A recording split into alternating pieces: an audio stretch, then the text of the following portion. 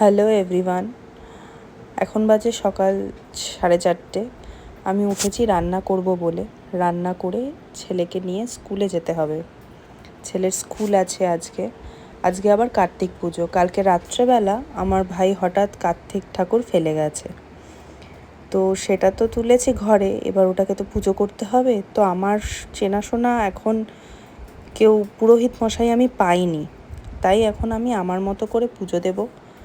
পরের বছর যদি পারি তখন পুরোহিত মশাই দিয়ে সুন্দর করে একটা পুজো দেব। এমনিও তো 3 বছর পুজো করতে হয়, তাই আজকে তাড়াহুড়ো করছি কোনো রকমে রান্না টান্না করে চলে যাব ছেলেকে নিয়ে স্কুলে।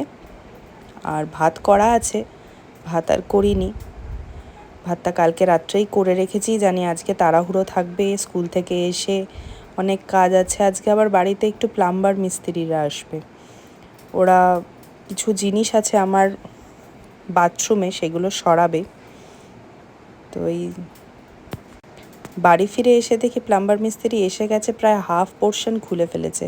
এটা একটা বাথটব ছিল, বেত ওই কাঁচ দিয়ে ঢাকা থাকে না ওইগুলো।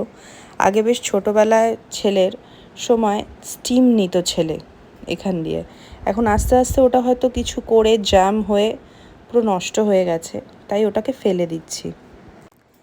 এই জায়গাটায় কার্তিক ঠাকুরটা রেখে গেছিলো আমার ভাই, হাজব্যান্ড নিয়ে গেছে। চান টান করে ছেলেকে চান করিয়ে নিয়ে এসে ওপরে পুজো দিয়ে নিলাম তাড়াতাড়ি করে। আজকে এইটুকুই আয়োজন করেছি।